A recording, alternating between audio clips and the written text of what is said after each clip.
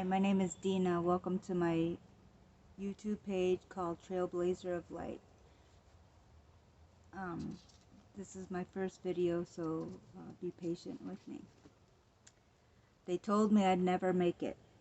My story is about surviving things that should have broken me. From being abandoned, alcoholism, drug addiction, abuse, homelessness, and much more. Today I tell you how I beat the odds and give you a glimpse of the light at the end of the tunnel. Recovery is not a straight line.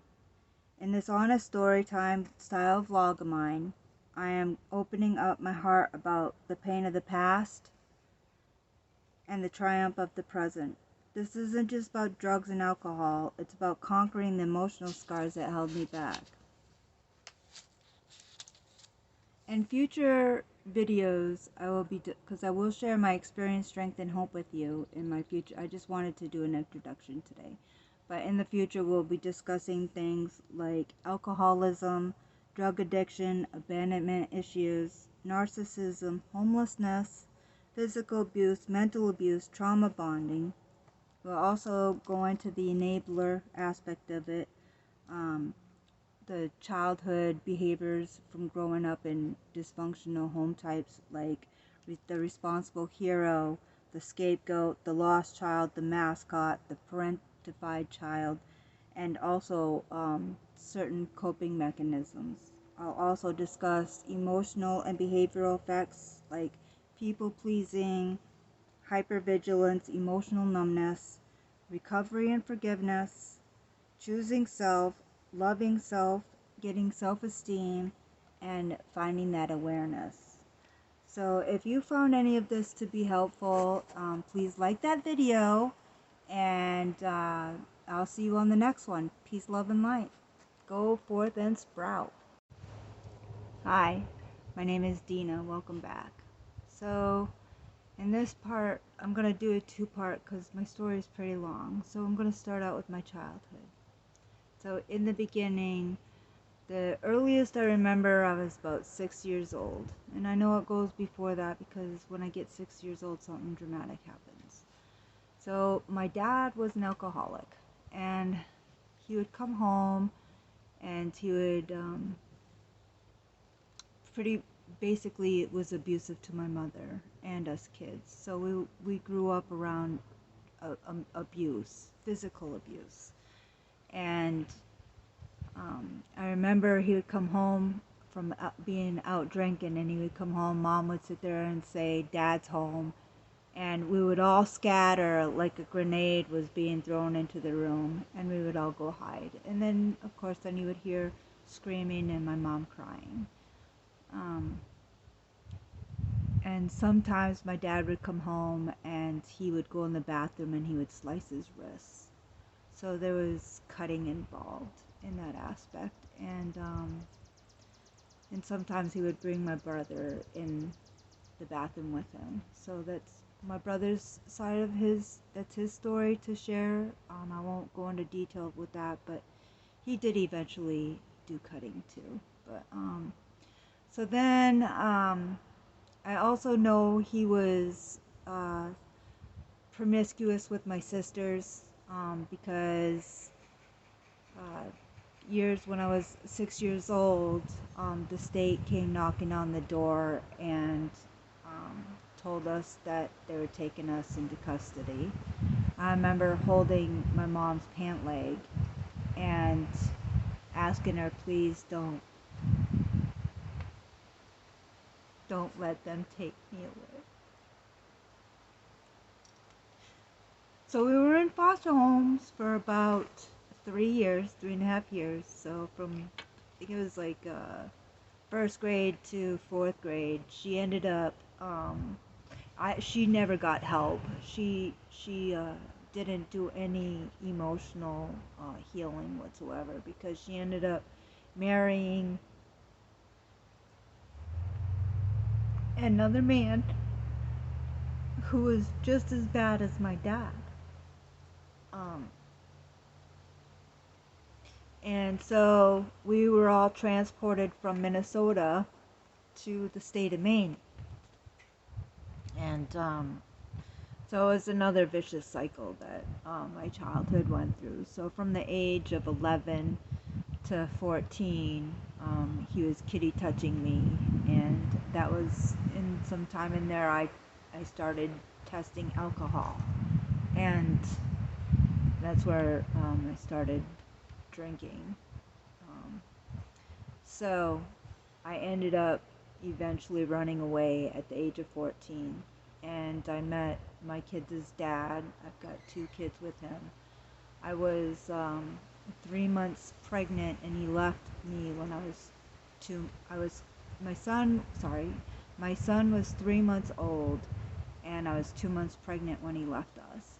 So I had to raise my kids from there on, basically by myself, seeking another father figure that I had no clue what a father figure was based on what I had already been initiated into in the first phases of my life. But I will tell this, my foster home was the best foster home I was ever in because they taught me grace.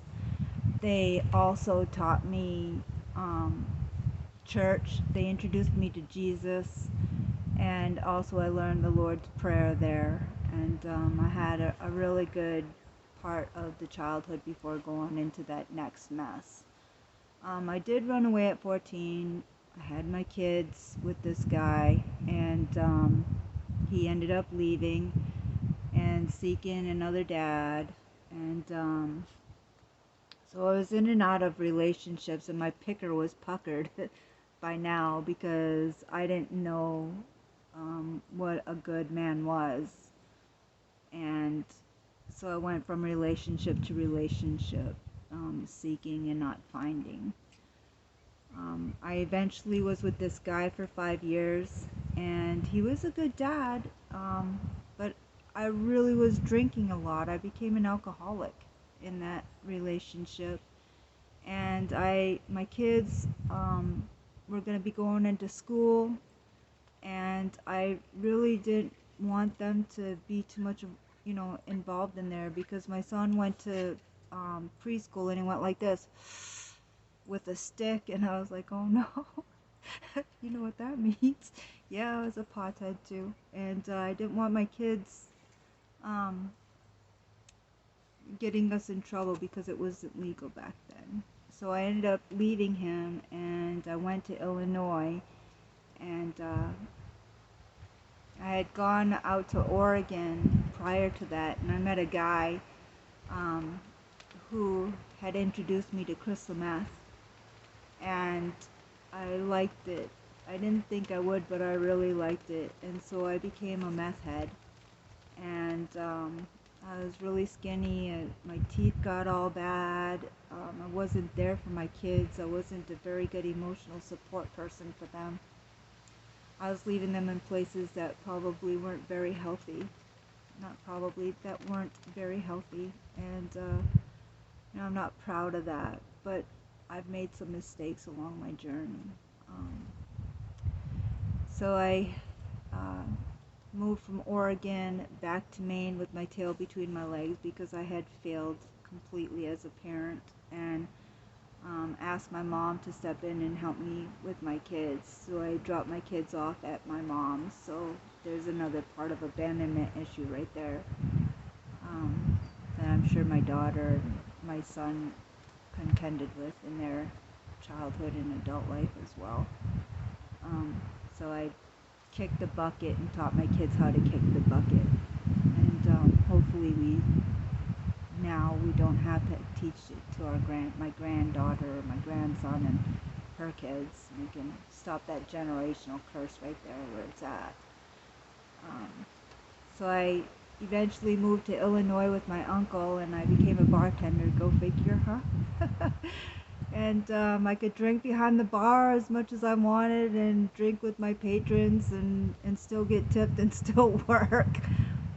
I think they liked it because I wasn't very good at doing math back then, and the drawer was always more than what it should have been. But you're welcome, people out there. If I ever was your bartender, you're welcome. I do tithe today to make up for that mistake, though. Um, so then I met this guy as a bartender, and I really liked him. And he and I eventually did get engaged, and he was going to the country of Mexico with his family and invited me. And right before that, a scout came in to ask me to go work at a country club where you had to have 6 figures in order to work there, be a member there. And so I was going to be on a golf cart delivering alcohol on the golf course, and I'm sure I would have made some good money. And the thing about that is I'm glad it didn't happen, because I had started tapping into cocaine. And so that anyway, so we went down to country of Mexico, and my accident happened. And in that accident, we were the second day there, and we had rented the 4-wheelers, the quad racers, and I was going about 45 miles an hour, and I looked at my fiance and went, ah! And I didn't see the ditch. And so I hit the ditch, and I broke my neck instantly. I split my jaw wide open. Lost 4 of my teeth, but they saved them. I died instantly. They removed the machine off me, and my fiance's cousin, his girlfriend, went looking for help. And later on, I found out that the people that she had stopped, they had said no originally until they passed the scene, and they were still gonna go until she said 2 angels appeared to her and said, go back and help her, and she did. And so they came back, and they moved me. They moved the machine off me, and I was bleeding profusely, and she saved me. She was a medic flight rescue, and so then I go into the hospital, and I was there recovering in Arizona, because I was medic flown from Mexico to Arizona, and I was there for 3 months. And then when I was able to walk, and I got my miracle, I did meet Jesus on the other side, and I got my miracle, and I'm a walking miracle today. There's also so many other things in this video that I haven't touched on, but this is just basically a part of my story. There, in that accident, I was in Arizona for 3 months, and I did get my miracle, like I said, and I started walking. I couldn't be transported back to Illinois, where I was, until I could get on the plane and walk on it, because there wasn't enough room for a wheelchair to give access for me there. So I had to really work really hard to get my legs back and walk. And so I did, and my fiance, I didn't realize just how much, because I'd quit drinking during this time, because I had to go into rehab for another 6 months. I had the halo on my head. It was drilled in. It was a body armor suit, and there's another story there. So I'm going to stop there today, and I'll share more with you in the future. I hope to see you in the next video. Don't forget to like, add, and share if this has been any helpful to you. And as I say, peace, love, and light, and go forth and sprout.